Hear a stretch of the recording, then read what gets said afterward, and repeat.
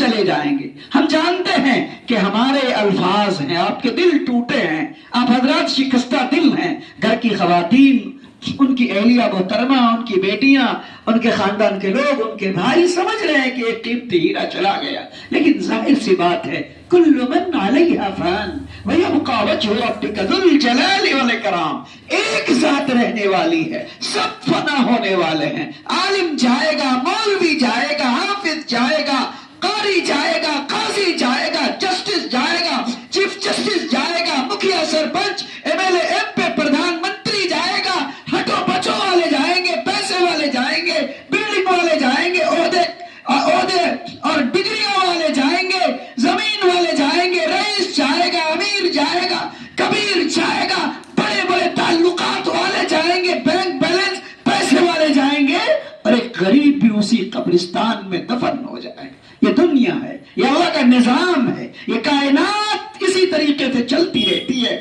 دادا گیا، باپ آیا، باپ گیا، بیٹا آیا، بیٹا ہے، ان کی نسل آئے گی، نسل جائے گی، دوسری نسل آ جائے گی. ہم سب کو اللہ اپنی مرضیات پہ چلنے کی توفیق عطا فرمائے. مفتی صاحب نے جن اعلیٰ اخلاق کے ساتھ، سادگی کے ساتھ، خلوص کے ساتھ، وقار و اعتبار و معیار کے ساتھ، عالمانہ شان اور کردار کے ساتھ زندگی بسر کیا، مجھے بھی چاہیے اور آپ سب کو چاہیے کہ ان اوصاف کو اپنائیں، ان پر عمل کریں، انہیں یاد رکھیں اور اپنی اولاد کو ان جیسی تعلیم اور تربیت کے لیے تیار کریں کہ یہی بہترین خراج عقیدت ہے.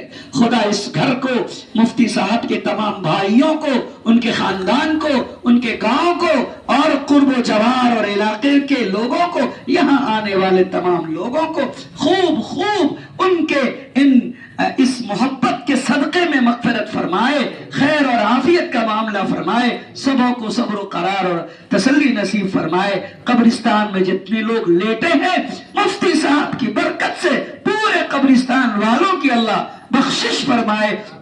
جتنے لوگ ان کے جنازے میں آئے سب کی بخشش فرمائے، اور آج کی اس تعزیت کی مجلس میں جتنے لوگ شریک ہیں، اللہ سب کو اپنے شایان شان اجر عظیم اور بدل نصیب فرمائے. ایک بات میں اس رات میں بھی کہنا چاہتا تھا، لیکن وہ مجمع کہنے کے لائق نہیں تھا.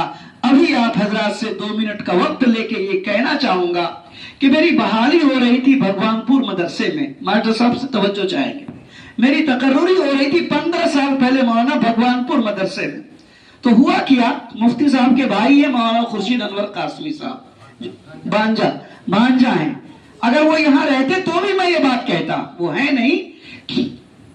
تو ہوا کیا کہ میری تقرری ہو رہی تھی تو مولانا خورشید صاحب چاہتے تھے کہ میری بحالی ہو. ان کا وہاں گھر تھا، میرا گھر ترکیلی تھا. یہ مسئلہ اتنا چلا کہ کافی گہرا ہو گیا. قاری شبیر احمد صاحب بیچ میں گواہ. ایمانداری کی بات میں آج بتاتا ہوں، مفتی فیاض احمد مظاہری نے قاری شبیر کو پیچھے چھوڑا، مولانا خورشید کو پیچھے چھوڑا. شروع سے لے کے بحالی کے دن تک اپنی پوری سپورٹ، اپنا پورا مشورہ اور اپنی پوری ہمت میرے ساتھ لگائی. اور جب میری تقرری ہو گئی تو سب سے پہلے مبارکباد دینے کے لیے مفتی فیاض احمد صاحب پہنچے. میں جنازے میں اس لیے بھی آیا کہ ان کا قرض تھا میرے اوپر، اور آج میرے سر میں کافی درد تھا.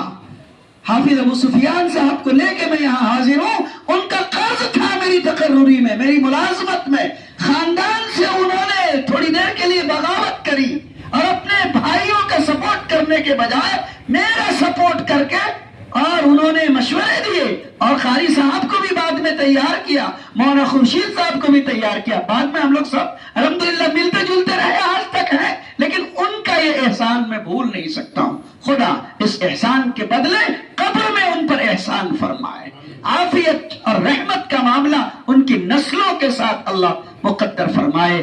ربنا تقبل منا انك انت السميع العليم وتب علينا انك انت التواب الرحيم.